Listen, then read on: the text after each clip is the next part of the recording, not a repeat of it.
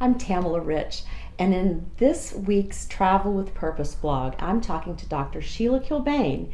She's an integrative pediatrician about so many parents who are going to be traveling this summer season with kids on meds. Sheila, thank you for joining me. Absolutely. Thanks for having me. Kids on meds. They're going to be in the car, they're going to be in planes, trains, automobiles, everywhere.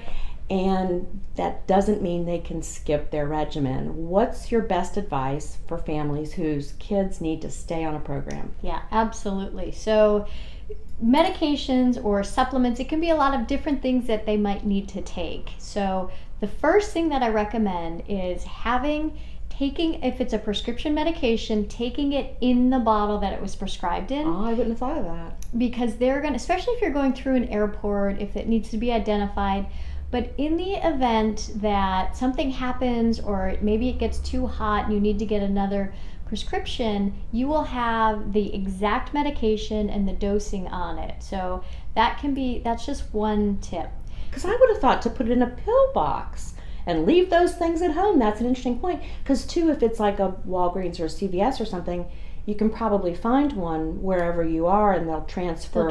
Yes. That's a great idea. Exactly. But what about those pill boxes? So the pill boxes are great, and these are what I use and I recommend for a lot of my families, because since I do integrative medicine, a lot of times we are wanting them to stay on their supplements while they're gone. And so I will have them take a week, and sometimes you have to get the bigger pill boxes so that you can put any vitamins that you need, and you have them for as many days as you're going to be gone, and then you could just take that when it comes to vitamins and supplements, if you could tell the difference between them. And then what I recommend is that if it's really a medication, like for example, if your child's on a stimulant and they need to take it every single day, you could take the pill box with you and then lay the stimulant out in the pill box so that they remember to take it each day, and maybe put like a penny or a quarter or something in that's interesting. The pill box that they're going to remember, and they're going to be motivated to take it out. I don't know. A penny, is that going to motivate? What do you think? All right, maybe a quarter, maybe a silver dollar, roll up a dollar. But the idea is to, every time they've taken it, then they can replace take it the penny or out. $50 or whatever out of the pill box and put it in their pocket. Yeah, so that they remember to take it. Or I also will use that if you need the pill box. If it's a liquid that they're taking, that has to be refrigerated. So you can't put that in the box. And so you put the coins in the box, and then you know if they've taken it that day. Good.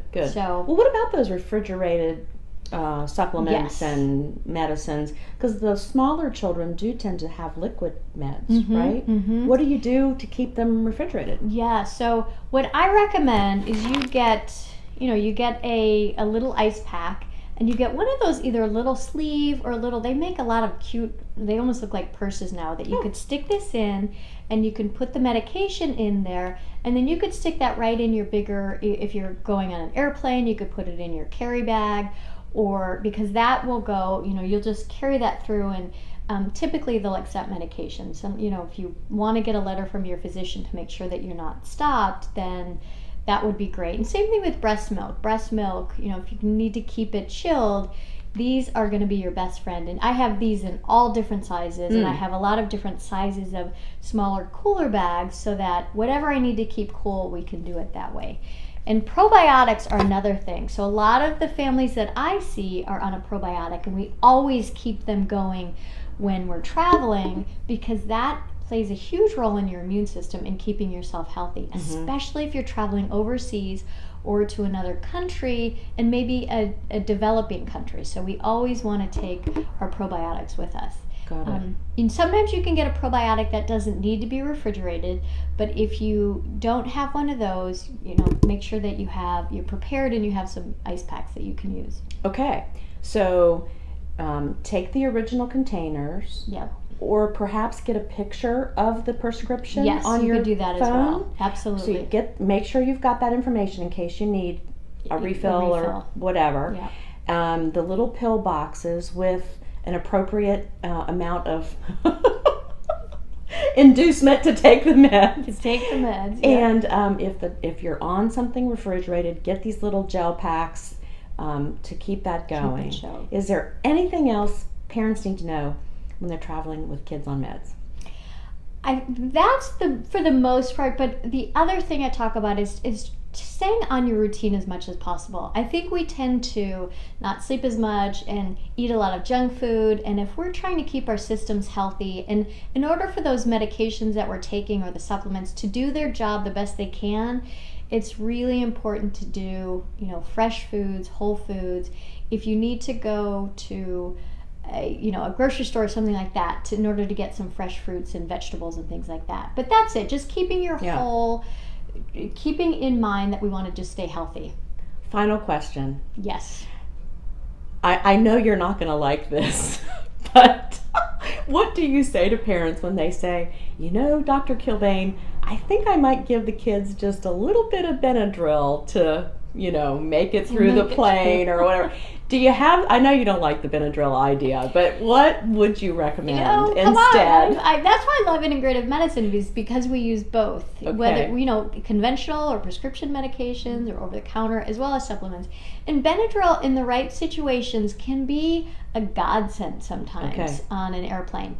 The thing you have to make sure, though, is that you practice before. Don't ever give your child Benadryl for the first time, either in a car ride where you're going to be in the car for 8 hours or on an airplane trip, because some kids have the opposite effect and it gives like a rebound and they get hyper on Benadryl. Yeah. So if your child is one of those kids who responds that way, you really want to make sure that you know that ahead of time, because if you give that to them, you will be cursing my name if that's the first time you gave it and they're bouncing all over the airplane or all over the car. I have a funny story to tell about this.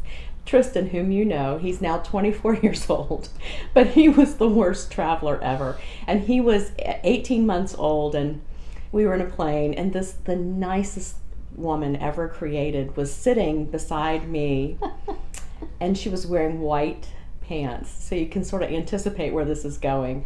So I was, of all stupid things, I ordered tomato juice to drink on the plane. And so he was on my lap and he was just flailing and screaming and crying, and she said, I'll help you with him. And what did he do? He hit my tomato juice and it went all over her white pants. And she was still an angel walking through the airport with red all over her white pants.